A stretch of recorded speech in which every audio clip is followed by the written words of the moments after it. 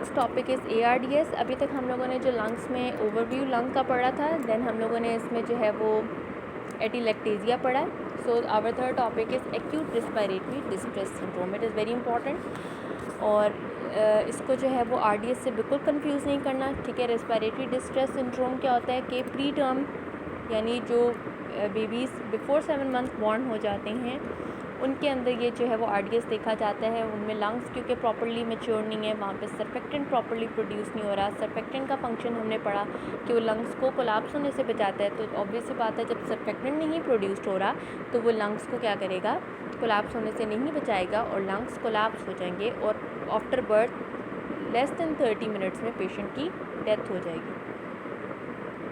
ARDS के कुछ other names हैं जिसमें non cardiogenic pulmonary oedema, shock lung syndrome, इसको हम स्टिफ लंग डिजीज़ भी कहते हैं, एंड हाइलीन मेम्ब्रेन डिजीज़ भी कहते हैं। एल्वुलर एयर सैक्स क्या होंगी कि हाइलीन मेम्ब्रेन डिजीज़ क्यों कहते हैं कि एल्वुलर एयर सैक्स से कुछ मटेरियल लीक आउट होता है, कुछ एक्सुडेट बनता है, वहाँ पे हाइलीन की डिपोजिशन स्टार्ट हो जाती है, पिंक कलर मेम्ब्रेन डिपॉजिट होना शुरू हो जाती है। और ये जो पिंक कलर मेम्ब्रेन है ये हमें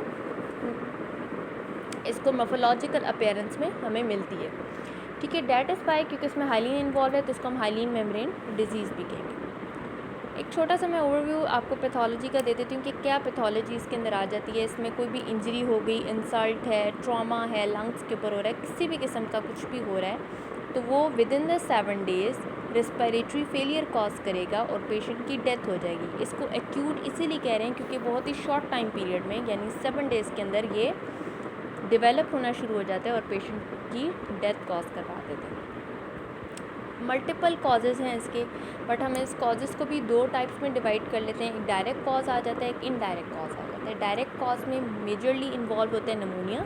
अगर वो वायरल ऑरिजिन का निमोनिया है तो इसी तरह विद इन 7 डेज़ पेशेंट की डेथ हो सकती है। एस्पायरेशन है जिसको हम गैस्ट्रिक एस्पायरेशन भी इसका कॉज हो सकता है कि स्वॉलिंग के वक्त कोई भी पार्टिकल या कुछ भी चीज़ आपके पास एसोफेगस पे बाय मिस्टेकन एसोफेगस से के बजाय अगर वो विंड पाइप में या रेस्पिरेटरी सिस्टम में एंटर हो जाती है वहाँ पे क्या है वो उसको इंजर कर देती है। थर्ड, कोई भी टॉक्सिक गैसेस अगर आप इनहेल कर लेते हो, कोई टॉक्सिक गैसेस इनहेलेशन की वजह से हो सकता है। फिर इनडायरेक्ट कॉजेज़ में सेप्सिस हो सकते हैं, इन्फेक्शन है, ब्लड के अंदर एंटर हुई, ब्लड के अंदर एंटर होने की वजह से वो लंग्स तक जाएगी, वहाँ पे उसको इंजर करेगी। इसी तरह मैकेनिकली ट्रॉमास हैं, एक्सीडेंट हुआ, लंग्स इंजर्ड हो गए, इंटरनली उन्होंने लंग्स को इंजर करना स्टार्ट कर दिया। ड्रग इंड्यूस्ड भी हो सकता है, पेनक्रियाटाइटिस भी की वजह से भी ARDS हो सकता है और बर्न्स भी इसका कॉज होता है। मोस्ट कॉमन कॉज हमने जो देखा वो है निमोनिया।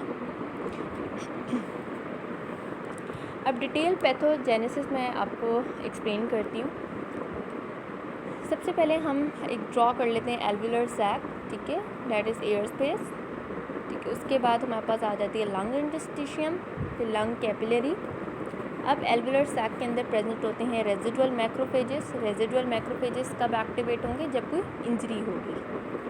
अब इंजरी जब लंग्स पे ऊपर होगी तो within the 30 minutes chemotactic agents जो हैं वो मैक्रोफेजेस क्या करेगा, वो जो रेजिडुअल मैक्रोफेजेस हैं एजेंट्स को रिलीज़ करेगा, जो कि इंटरल्यूकिन 8 आपका कीमोटैक्टिक एजेंट है।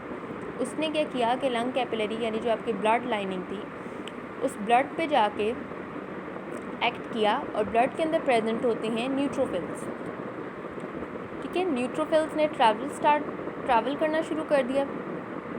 जैसे ही वो ट्रैवल करना स्टार्ट करते हैं तो यहाँ से जो कीमोटैक्टिक इंटरल्यूकिन 8 है वो उनको अट्रैक्ट करता है एल्वुलर सैक की तरफ यानी एयर स्पेस की तरफ अट्रैक्ट करता है और वहाँ पे macrophages with the help of tumour necrotic factor और इंटरल्यूकिन 1 वो फर्दर स्टिमुलेट करते हैं न्यूट्रोफिल्स, ठीक है। अब न्यूट्रोफिल्स स्टिमुलेट हुए, न्यूट्रोफिल्स ने रिलीज़ किया प्रोटीएजेस एंड ल्यूकोट्राइन्स। उन दोनों ने मिलके इंजरी करवाई एल्वुलर सैक के अंदर। एल्वुलर सैक के अंदर जो है यहाँ पे साइट्स पे प्रेजेंट होते हैं टाइप 1 टाइप 2 न्यूमोसाइट्स, ठीक है।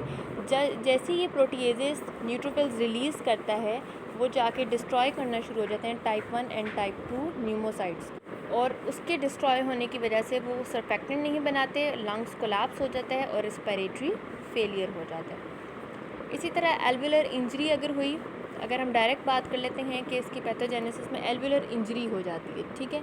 एल्वुलर इंजरी हुई, इसी तरह न्यूट्रोफिल्स प्रेजेंट है, न्यूट्रोफिल्स ज़्यादा से ज़्यादा साइटोकाइंस बनाएंगे, एपिथेलियम एंडोथेलियम को डैमेज करेंगे जो एल्वुलर वॉल में प्रेजेंट थी, वहाँ से सर्फेक्टेंट जो है उसकी रिडक्शन हो जाएगी, परमेबिलिटी ज़्यादा हो जाएगी, वैस्कुलर लीकेज होना शुरू हो जाएगी, प्रोटीन्स ब्लड लीक आउट होगा और वो एक्यूमुलेट होकर क्या बनाएगा, एक्सीडेट बनाएगा लंग इंटस्टिशियम में, और फर्दर क्या होगा, रेस्पिरेटरी फेलियर हो जाएगा। अब जो डिस्ट्रक्शन है ना, कि कितनी डिस्ट्रक्शन होनी है वो डिपेंड करेगी बैलेंस पे, क्योंकि हमें पता है बॉडी पे डिस्ट्रक्टिव फोर्सेस अप्लाई हो रही हैं, बॉडी का अपना डिफेंसिव फैक्टर है, वो दोनों इक्वल होने चाहिए। अगर ये दोनों का बैलेंस डिसाइड करेगा कितनी इंजरी होगी लंग्स पे, आइदर कितना रेस्पिरेटरी फेलियर जो है वो होगा।